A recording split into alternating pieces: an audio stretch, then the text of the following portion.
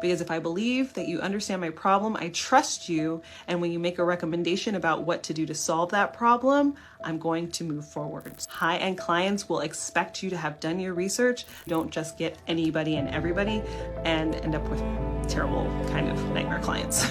You're actually going to be leaving money on the table, and you could be actually ruining opportunities for you to sell to someone by sending them a link without knowing any information. So you need to ask for permission. Always get permission.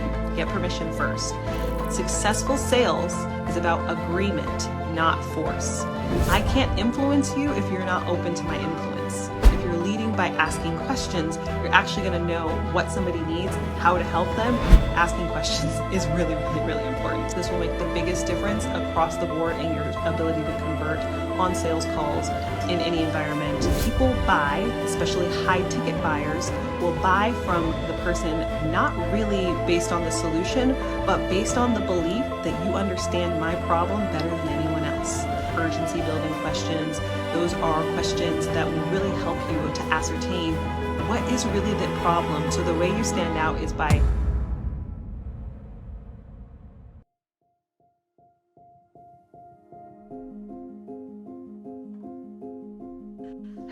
Hello everyone. I am Natasha Ho. I am the owner of the All-In Woman, where I work with creatives, consultants, and coaches to package, position, and market their offers to attract more premium clients.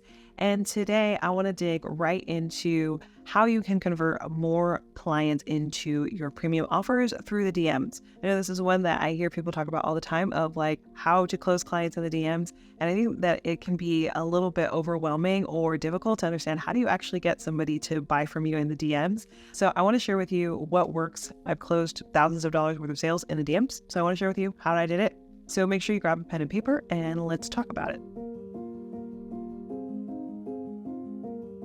So the first thing with closing more clients in the DMs is, number one, you need to do your research.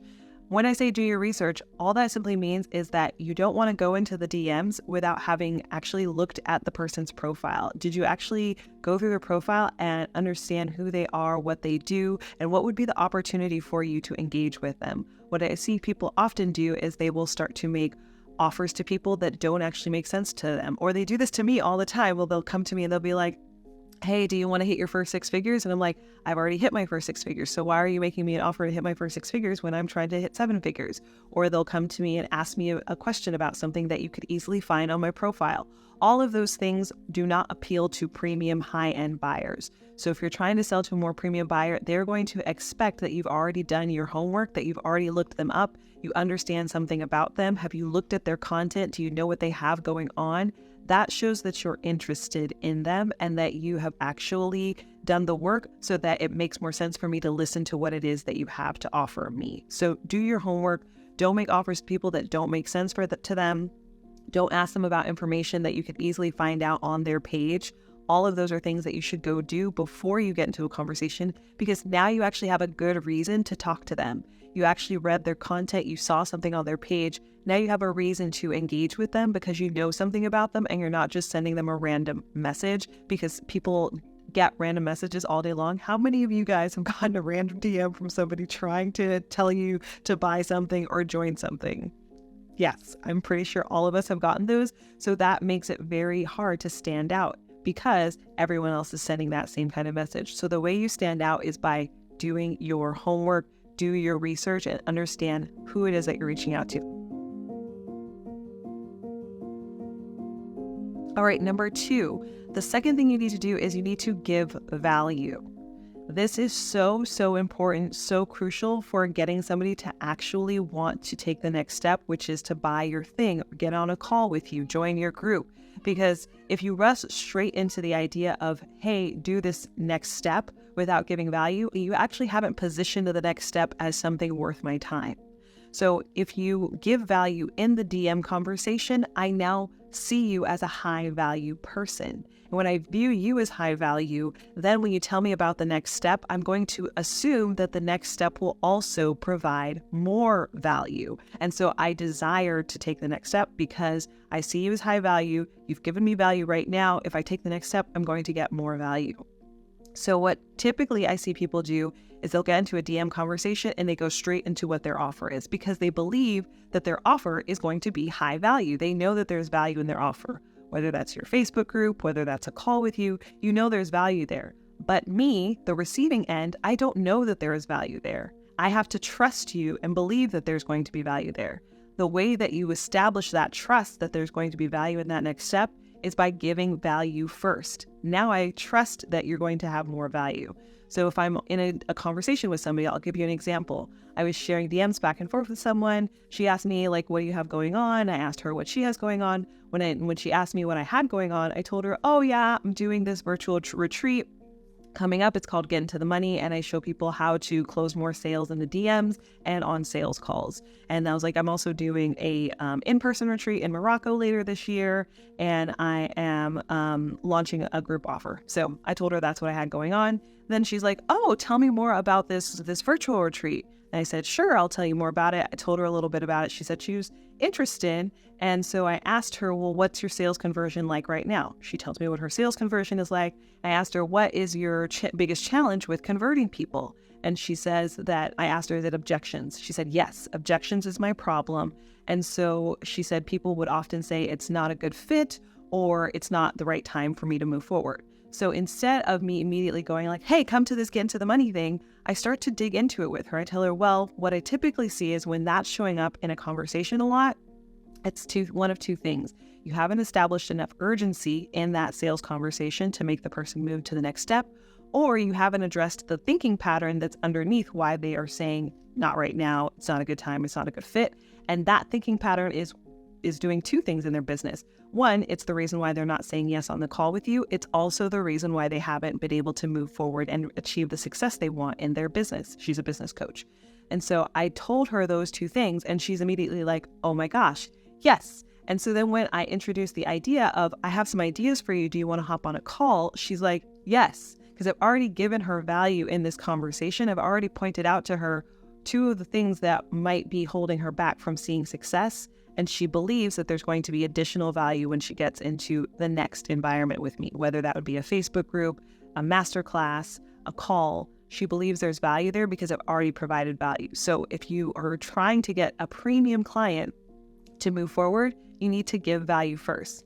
Give value through your content. This can also be a way you can accelerate this process, is if you're giving high value through your content, it can happen even faster where you get into DM conversations and people are already ready to move to the next step. But if you haven't already given enough value or they haven't connected enough through your content, you want to make sure to give that value in the DM conversation before you make an invitation to the next step. So that's number 2, give value. Number 3, you want to ask questions. Ask questions. The best salespeople are the ones who ask the best questions. So your goal in the DM conversation is that you need to understand this person, and you need to qualify this person. You need to actually make sure that there's somebody that you desire to help. There's somebody you actually want to work with. And it's really important as we're building multi-6-figure, 7-figure businesses that we are attracting and working with people we desire to help, because we don't want to just take anybody with a Pulse and a PayPal. We want to take people who are actually going to be a great fit, that are going to be people we love to work with and that love to pay us in return.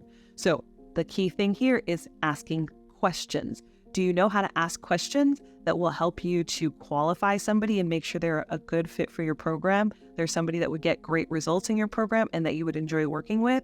If you don't, you need to learn how to ask good qualifying questions. The second thing you need to understand is, how do you ask questions that get somebody to say yes to working with you? So those are questions like urgency building questions. Those are questions that will really help you to ascertain what is really the problem, what's really the issue in their business or in their life that's preventing them from having the success or the experience that they want to have. So that is the key thing. And if this is an area that you specifically want to work more on, I would definitely say that you practicing asking questions just in any environment, whether they're on your sales calls, other places, that you want to focus on learning how to ask really, really great questions. This will make the biggest difference across the board in your ability to convert on sales calls in any environment. Asking questions is really, really, really important. So focusing on that.